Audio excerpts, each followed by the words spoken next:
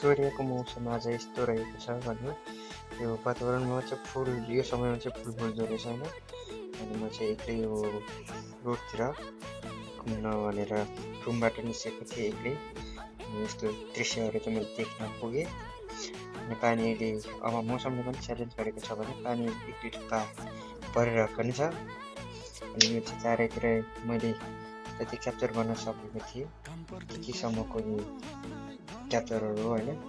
र यो म त्यति टाढा पनि गएको थिएन। अब फेरि म यता के भन्छ रुममा जान लाग्यो। यो चाहिँ रुमदेखि यता आएको थिएँ। अब चाहिँ फेरि त्यही रुमतिरै फर्किनु भनेर यो फुटेज लिइरहेको छु। यता चाहिँ अलिकति सिस्टमेटिक हरेक चालचलनहरू चाहिँ फरक रहेछ होइन। यो गाडीको रुट यो वेन बोजोहरू छन् जेब्रा क्रसहरू सबैको रोको चाहिँ अलिकति डिफ्रेन्ट हुँदो रहेछ।